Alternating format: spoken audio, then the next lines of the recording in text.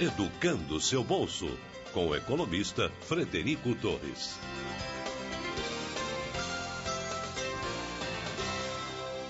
Frederico Torres, muito bom dia, bem-vindo mais uma vez ao nosso Em Boa Companhia.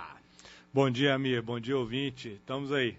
Dando aquela geral, aquela ajuda para o nosso amigo ouvinte, sabendo como lidar com o seu dinheirinho, que é uma tarefa das mais difíceis que eu acho. Pode falar, você quer? Não, não é fácil, não. Eu ia só introduzir o tema de hoje, mas eu acho que você vai fazer isso aí. Vamos. Lidar com dinheiro é uma coisa muito complicada. É necessário que você tenha primeiro uma disciplina. Eu acho que o ponto de partida é justamente esse, disciplina e planejamento. Palavras que o brasileiro muitas vezes desconhece. Bom, o assunto de hoje do programa gira em torno de 700% de aumento da nossa audiência. É uma maravilha isso. Nós vamos falar com o Frederico Torres sobre o levantamento do Banco Central que mostra taxas abusivas, principalmente na modalidade do crédito rotativo. Ô Fred, está correto isso aqui? Cartão juros de até 700%? Está correto, Amir, está correto. Na verdade tem demais do que isso, né? O campeão aqui está com 776,47% ao ano, tá? Como você falou, amigo, requer disciplina, bom controle financeiro, bom uso do orçamento e do dinheiro, requer disciplina e planejamento. E acho que essas taxas de cartão de crédito aqui, elas demonstram justamente o contrário. Ou seja, as pessoas que usam desmesuradamente os seus cartões de crédito e acabam tendo que cair aqui no rotativo do cartão de crédito, que é aquela famosa o pagamento mínimo da fatura. Acredito eu que muita gente ainda não saibe o que é o rotativo. Isso, pois é, por isso que eu estou tentando explicar aqui, né? O que é o rotativo do cartão de crédito? Você gasta 1.000, né? Total dos seus gastos no mês foi de 1.000, né? E a sua fatura vem, total de gastos 1.000, né? Valor de pagamento mínimo dessa fatura, R$150. Tá? Existe uma lei, uma regulamentação do Banco Central, que requer que o mínimo pago de uma fatura de cartão de crédito seja 15% do seu valor. Então, a operadora de cartão de crédito, seu banco, Cielo, Redcard, quem quer que seja que emitiu o seu cartão de crédito, vai colocar lá, R$150 é o mínimo que você tem que pagar. Tá?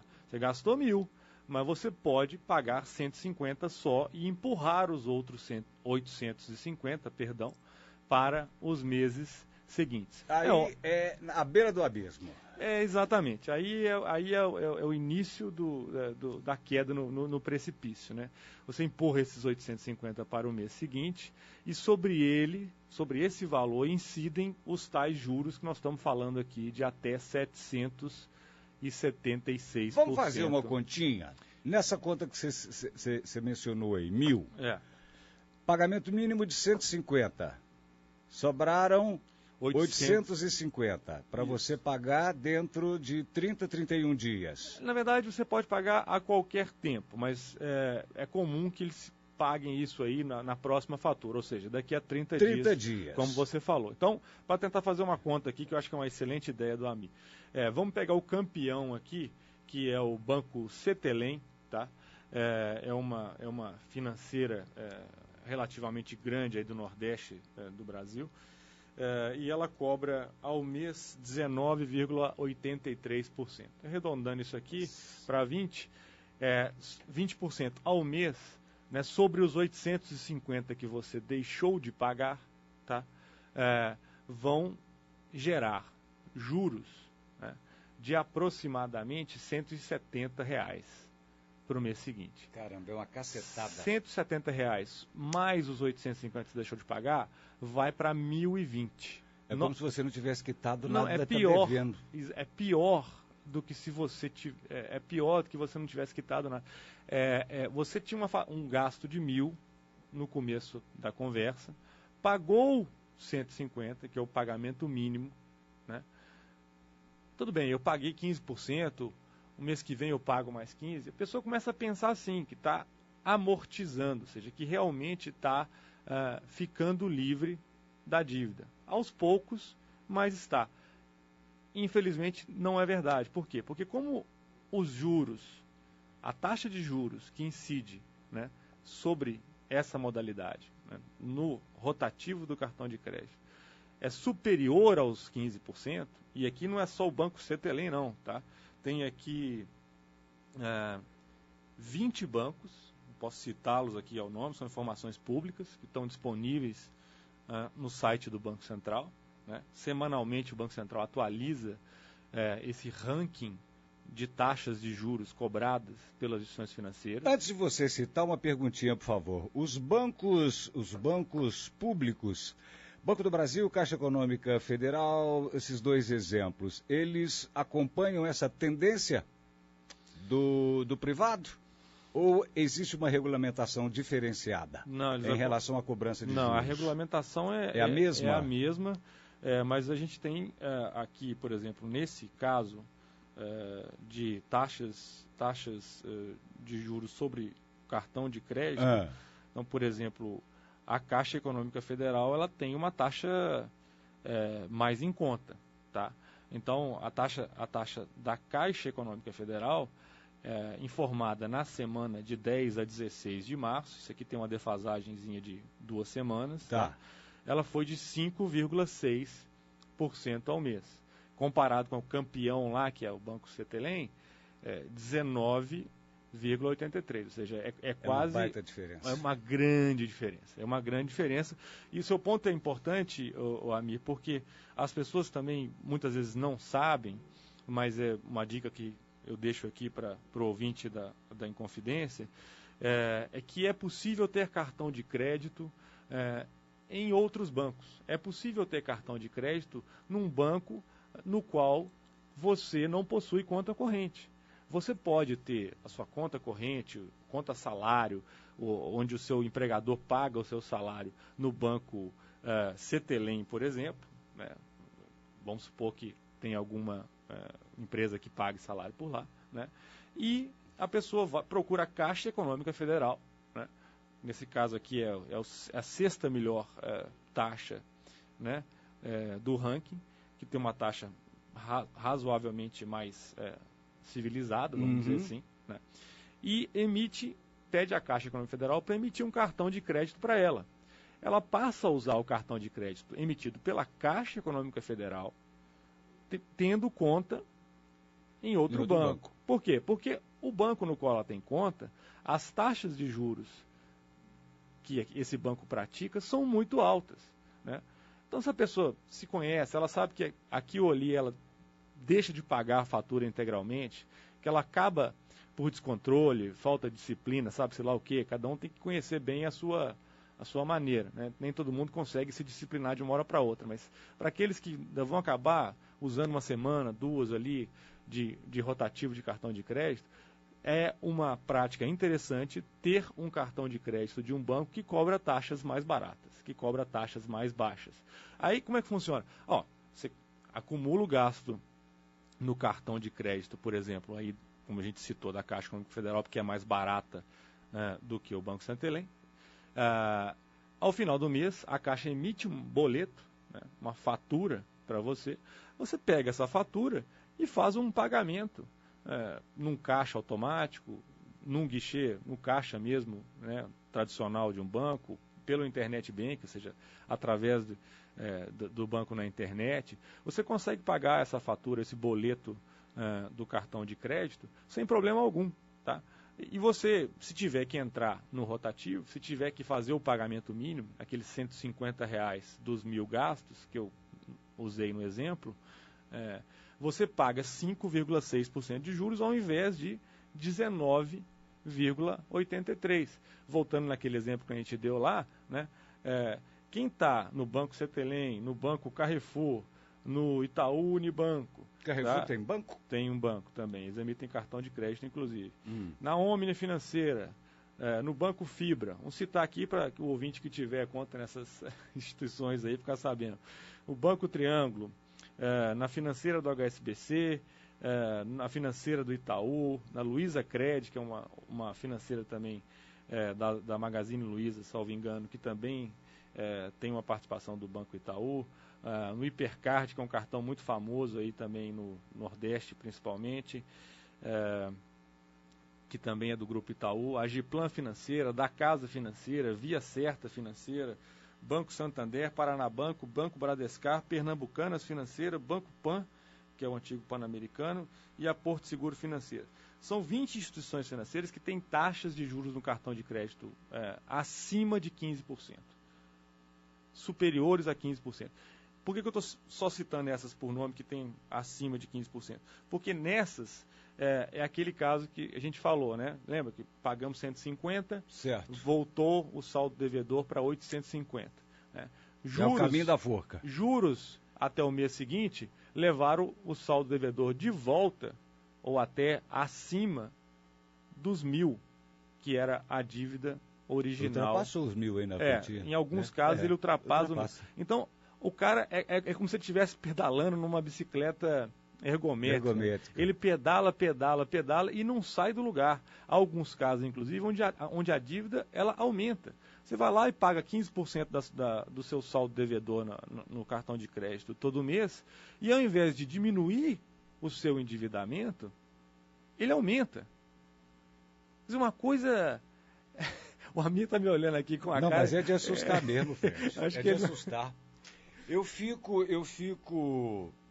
muito preocupado, eu procuro dar uma orientação à maioria das pessoas que eu conheço, apesar de ser um analfabeto em relação a isso, você sim, uma pessoa extremamente preparada e competente, mas eu fico naquela assim, olha, cuidado com o seu cartão de crédito, eu vou comprar a mira, eu vou trocar, cuidado, muito cuidado com o seu gasto. Eu tenho um amigo, depois eu quero te fazer uma pergunta em relação a isso, que está num sufoco, eu não sei se é um caso para o Frederico Torres, economista, me ajudar a resolver o problema desse amigo meu, ou se é um caso para o Erjo Mansur, advogado. Eu sei que é um escândalo e o rapaz está assim completamente apavorado. Mas dando prosseguimento nisso aí que você está dizendo, eu procuro orientar, inclusive, as pessoas que trabalham para mim. Eu tenho 5 funcionários, né? Então eu procuro orientar. Todos os 5 não aceitam conta bancária. Eu já quis abrir conta bancária para movimentar, porque é complicado para eu, final de mês, tirar dinheiro para pagar um, para pagar o 2, para pagar o 3, para pagar o 4, para pagar o 5. É complicado. Mas eles querem dinheiro ao vivo, porque não se submetem. Não quero conta em banco porque eu vou ter que pagar, é complicado. Assim como acontece com os chamados peões dos canteiros de obras, né? Eles não aceitam nem cheque, não querem conta bancária, eles querem o dinheiro ao vivo. Né? Quer dizer, a turma esperta.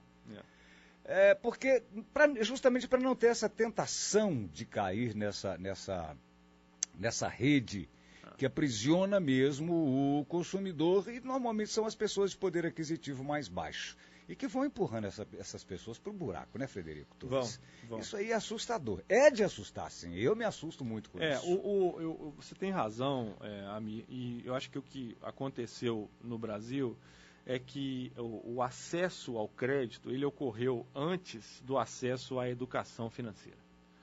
O acesso a produtos financeiros, como você falou, conta corrente, que gera custo de tarifa, ao crédito mesmo, né, financiamento de automóveis, imobiliário, crédito pessoal, aquele que você tem lá pré-aprovado na maquininha do banco, quando você vai sacar, eles te oferecem antes de você conseguir sacar já saque aqui, ou obtenha um crédito em 36 meses, 48 meses, até o valor de 8, 10, sei lá, depende, cada um tem um limite, né? Isso ficou muito disponível para a população brasileira muito rápido, muito cedo, né?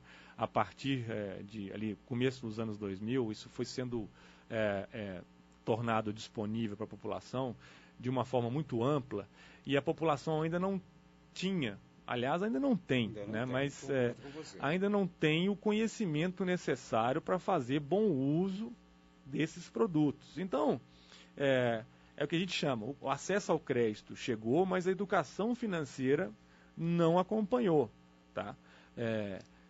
as pessoas reclamam que é complicado, de certa forma tem alguma razão de reclamar, mesmo que podia ser um pouco mais simples, né? Agora, eu acho que nesses casos que você citou aí, que as pessoas não querem de forma alguma a conta corrente, cada um tem uma opinião, não é exatamente a minha opinião, mas se está funcionando para a pessoa, bom.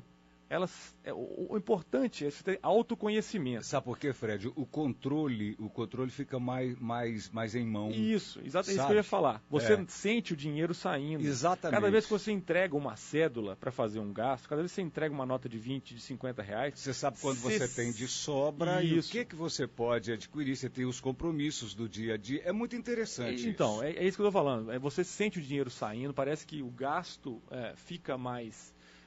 perceptível e a tendência, existem estudos inclusive que mostram que você tende a gastar um pouco menos quando você usa o dinheiro, que o uso do cartão é uma coisa que facilita demais o consumo e que as pessoas tendem a gastar um pouco mais quando simplesmente passam o cartão, não sentem o dinheiro sair da carteira. Parece que o apego com a cédula, com o papel moeda, é maior do que no cartão. E aí, se servir, né, para você... Se o caso dos seus funcionários que recebem em dinheiro, por exemplo, servir para eles não caírem aqui no rotativo do cartão de crédito, pô, já valeu, amigo. Já valeu. Sabe, porque isso aqui é a porta da ruína financeira. Não há endividamento nenhum pior do que o rotativo do cartão de crédito. Não há endividamento nenhum pior do que você pagar o mínimo da sua fatura de cartão de crédito e empurrar para frente o restante. Tá? Será que as pessoas confundem o rotativo com o juro normal de uma compra no cartão de crédito? Aí é onde está a minha dúvida, tá? É onde está a minha dúvida. O ouvinte mal informado, ele cai nessa rede justamente por isso. Ele recebe lá a fatura e quando consta lá pagamento mínimo de... O empréstimo 1.150, eu vou pagar só 150. Sim. Será que ele busca essas informações? Há os casos, Ami, em que, inclusive, depois de algum tempo, se percebe o que é essa bola de neve, o cara procura órgão de defesa do consumidor, por exemplo, o PROCON, e alega desconhecimento, né, dessa cláusula. Dessa característica do produto. Diz, olha, eu olhei lá, né, e eu vi que o pagamento mínimo da fatura era 150, eu paguei. Está lá na fatura, né? Está lá que o pagamento mínimo não é o saldo total da fatura, está lá que a taxa de juros que vai ser cobrada, né, do cliente, caso ele pague o mínimo, é de até 20% aqui no caso do nosso campeão da semana, né? Se o ouvinte gostar, a gente pode trazer toda semana o campeão da semana, aí, porque isso é uma coisa que a gente tem que martelar muito na cabeça das pessoas, para elas incorporarem. Não é da noite para o dia que a pessoa incorpora isso. Mas muita gente alega mesmo que desconhecia. E eu não duvido que seja verdade, não. Eu paguei 150 porque eu achei que eu devia 150, né? Como eu falei... Eu paguei 150 achando que ia bater 150 da minha conta, somente isso, né? E não teria esse juro extorsivo. Até abateu, mas como o juros é maior do que isso, depois ele voltou mais do que... né? O cara paga e ainda está devendo. E outro ponto que eu queria fazer no caso dos teus funcionários, o Ami, que recebem em dinheiro, é que eles não cometem por receberem dinheiro, eles não incorrem num erro, né, que é comum entre o brasileiro hoje, que é de incorporar, né, o cartão ao salário. Tem muito brasileiro hoje, eu espero que não seja o caso do nosso ouvinte, se for, gente, pare para pensar o que vocês estão fazendo, mas ele incorpora já o limite do cartão de crédito ao salário. É como se aquilo ali fosse renda dele. Exato. Limite do cartão de crédito não é renda. O cartão chama-se cartão de crédito, não é à toa. É porque o banco... né, você está adquirindo um crédito, um dinheiro do banco. Exatamente. Vai lidar com o dinheiro do banco. Exatamente. Você está antecipando o consumo futuro, está tomando dinheiro emprestado.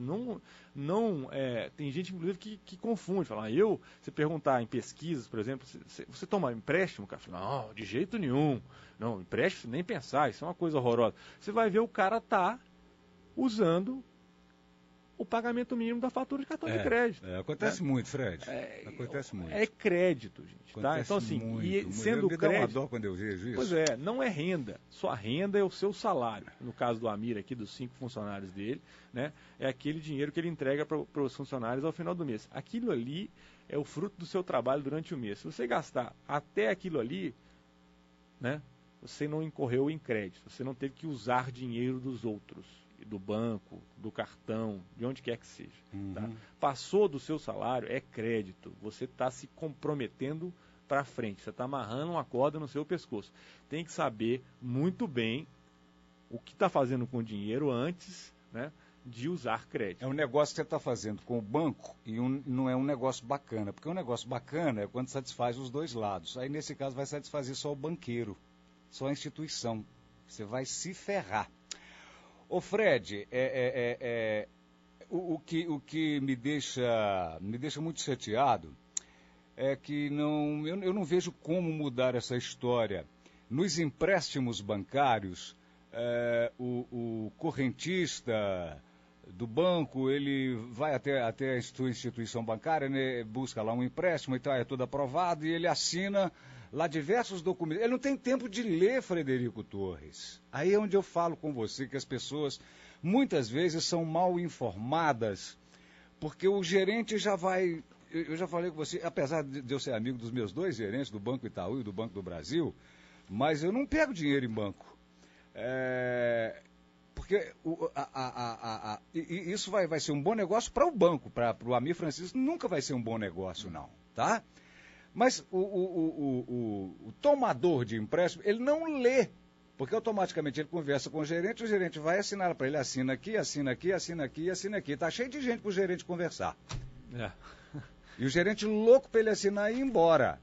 Não é um bom negócio. Então, isso não seria o caso do gerente falar, olha, toma aqui. É um procedimento interno da instituição, eu reconheço isso. Mas também é um pouco humano, né? Olha, está aqui o contrato, você leva para casa, lê o contrato direitinho, se você concordar, você volta aqui amanhã, assina e nós vamos fazer negócio. Porque na maioria das vezes não é assim. Aí quando você vê a pessoa, onde eu digo mal informada, ela cai nesse buraco, Fred, e vai só afundando, só afundando. É complicado isso. Tem que ter disciplina. É uma questão de ética, na minha opinião, sabe? Mas eu não... Como você falou, amigo, o gerente ele tem, às vezes, 600, 700, 800 clientes... Ele tem metas, sob responsabilidade dele. Né? Ele não pode ficar ali, te dar o tempo de você ler o contrato na mesa dele. Assim, também, eu concordo com uma parte que você está falando, mas uma outra parte é porque o cliente chega já na mesa do gerente, já... Né, aos 48 minutos do segundo tempo. Ele chega lá quando a situação já está... A bomba já está para explodir, A bomba já está para explodir. Então ele não quer ler nada, ele quer solução rápida e fácil. Inclusive, volta na história do cartão de crédito. Isso aqui, por que é caro desse jeito e as pessoas continuam usando? Porque é fácil. Talvez a modalidade de crédito que dá menos trabalho para o cliente que existe. Por quê? Porque é só o cara deixar de pagar que ele entra automaticamente no crédito. É só ele pagar o mínimo, é só ele pagar parcial a fatura, que ele já entra automaticamente no crédito. Então, o brasileiro ele tem esse costume de usar primeiro aquilo que é fácil, não necessariamente aquilo que é melhor para ele.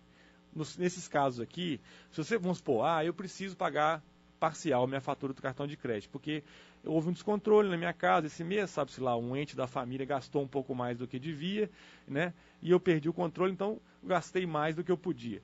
Tudo bem, acontece. Ninguém é obrigado a acertar 100% das vezes. Agora, o que você faz nesse caso? Você procura o seu banco, né? Consegue uma linha de crédito específica, um crédito pessoal, que é mais barato do que o cartão de crédito. Um crédito consignado, consignado que é o mais barato, o mais barato. Só não é mais barato do que o imobiliário, mas depois do imobiliário, o consignado... Como é que é o imobiliário? Depois você explica. Financiamento do imóvel, da compra da casa própria, a taxa de juros é a mais baixa.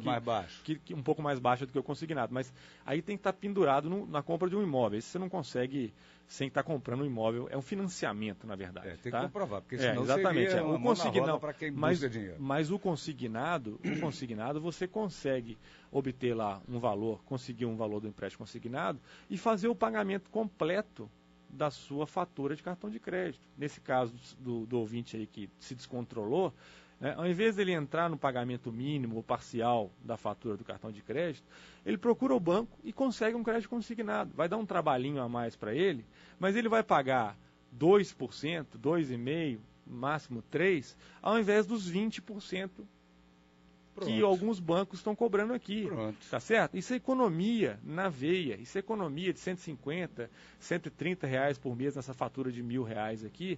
Gente, quem é que não quer economizar 150 reais por mês pagando menos juros? Ô Fred, deixa... Nosso tempo já estourou. Que isso. Deixa para o próximo programa. Eu gostaria de ter uma orientação sua em relação a um amigo meu que entrou numa tremenda de uma gelada. Tá. É uma figura muito boa, mas por conta de um momento difícil na vida dele... Não tem problema eu falar o que é, porque eu não vou citar o nome, não vou entregar meu amigo. É meu amigo, como diz, amigo meu não tem defeito, inimigo se não tiver eu ponho. Mas... banca de jogo, tá? Carteado, ele entrou numa gelada, quase que perdeu a casa... por conta de empréstimos bancários, uma coisa assim monstruosa, como eu te falei, eu acho que não existe um mínimo de ética, é um negócio muito louco. Isso é para mim, para eu colocar isso para você tentar dar uma ajuda para ele no próximo programa, porque o nosso tempo já estourou, infelizmente. Vamos lá, vamos. Tá bom? Semana que vem a gente fala de muito novo, bom só para isso deixar... hoje, hein? Essas orientações muito boas, claras, muito bacana. João, obrigado, amigo. Só para deixar uma lembrança aqui, quem não pegou as taxas no ar, está disponível no site do Banco Central, que eu acho que é um belo serviço que o Banco Central presta aí para a população, que é essa consulta aos bancos e a disponibilização das taxas por banco. Você pode entrar lá e saber se o seu banco é o campeão da taxa de juros. Você pode saber... né, meu banco é o campeão. Campeão da taxa de juros. Você é feliz da vida. É triste, mas é verdade. Tá certo? E quem quiser mais informações também entra lá no blog nosso, lá no educandoseubolso.blog.br Esse blog tá arrebentando, hein? também, blog tá bom? Tá arrebentando. Grande abraço, semana que vem tamo aí. Obrigado, Frederico Torres, professor, economista do Banco Central, às segundas ao vivo aqui no nosso programa. Boa semana para você. Obrigado. Valeu, Fred. Tchau.